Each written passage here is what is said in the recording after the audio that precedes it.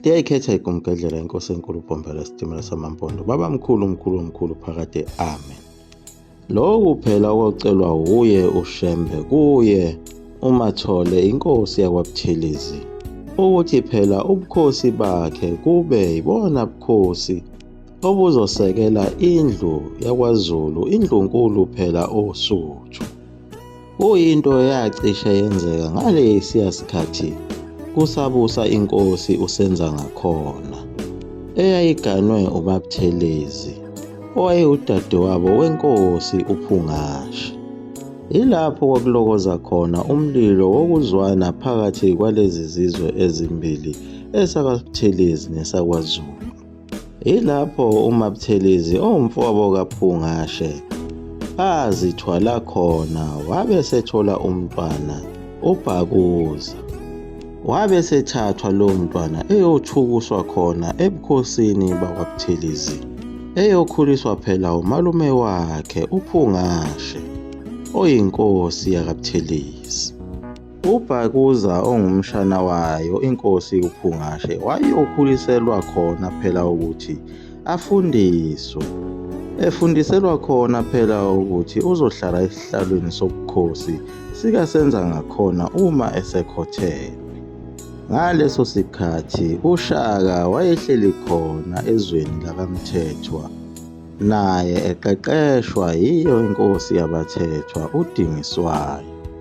Kanti uzogcina ayizwile uShaka le ndaba yakhe uBhakuza ukuthi njengoba ebekwe ebukhosini bakaButhelezi nje, kungenxa ukuthi ulungiselwa khona ukuthi ayohlala esihlalweni sobukhosi. Kwamdina kakhulu lokho uShaka kaSenzangakhona, wabe sefunga ngokuthi linye elakhe lelo Bhakuza ilanga abayohlangana ngalo. Nangempela kwagcine kukhona impi yabakhona phakathi kwabakaMthethwa nabakaButhelezi.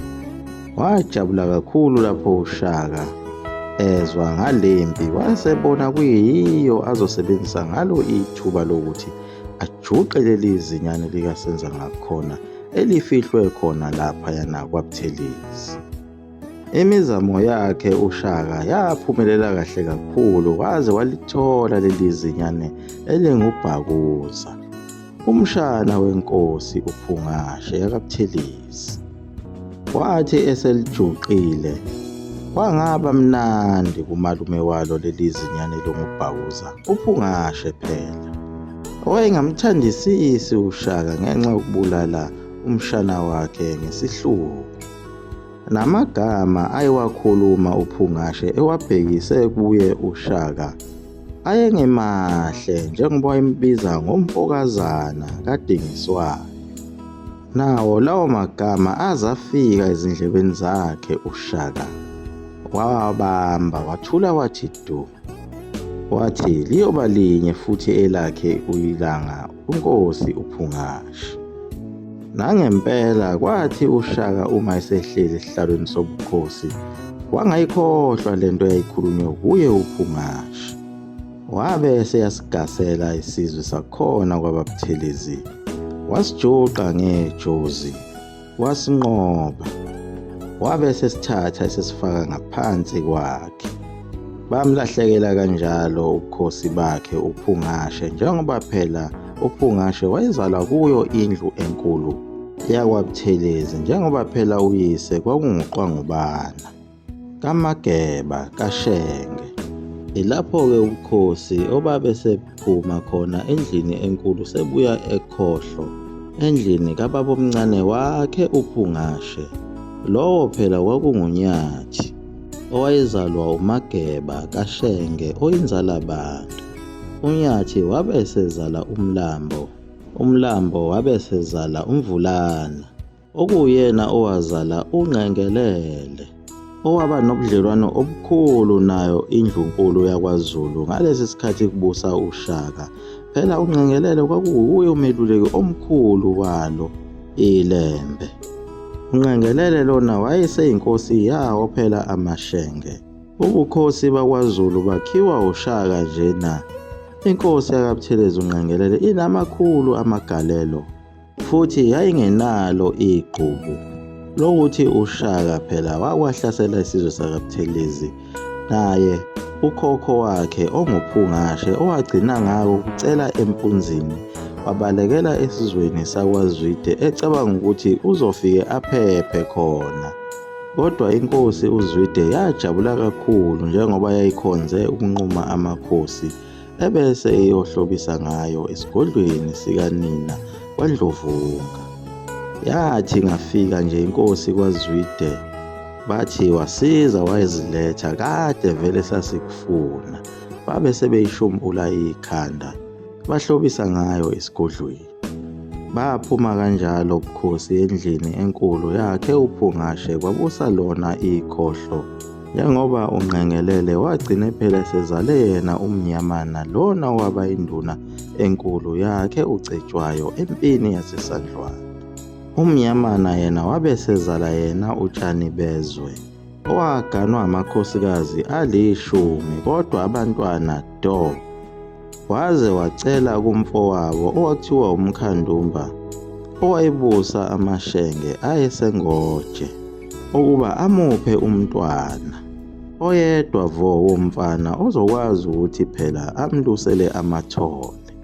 Lowo mntwana wabe seqanjwa igama kwathiwa uMathole.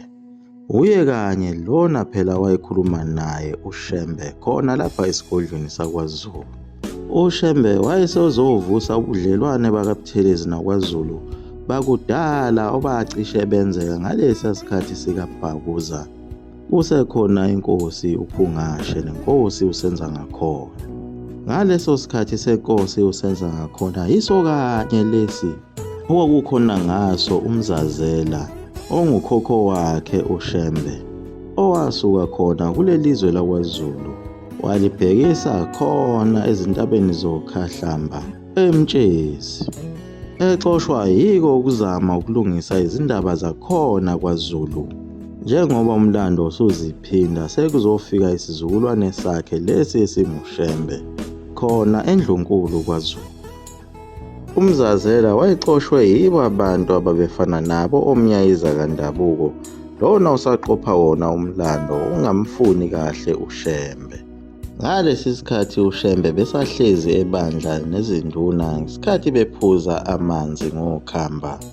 Wafika phela yena umnyayiza kaNdabuko wacela ukuphuza lawo manzi ememeza engena ngesango ethi kulolo khamba. Wathi mayefika wathola amanzi esemancane kulo ukhamba. Yabisithi enye izinduna sale usuminya asemancane amanzi. Ilapho khona uShembe athi useyokwakha khona umuzi wakwaminya amanzi umnyayiza kaNdabuko.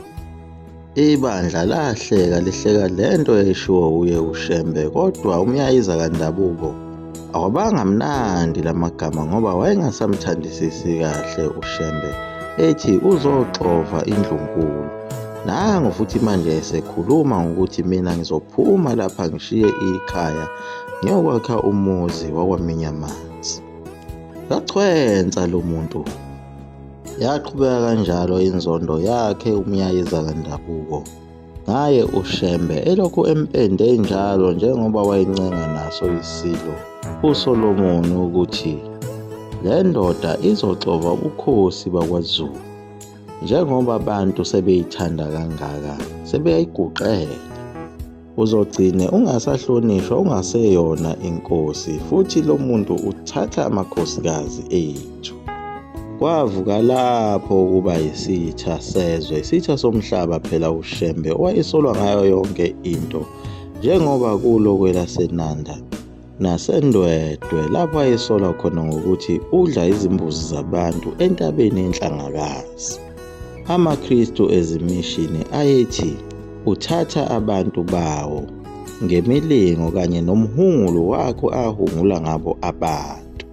Kodwa abelungu base bebonile ukuthi uShembe ufuna ukuhlanganisa isizwe sabantu abamnyama sibe yinto eyodwa. Liyaguqa lapho ikhokhelela Zulu amafutha omkhovu 20 nesoka phakathi. Amen.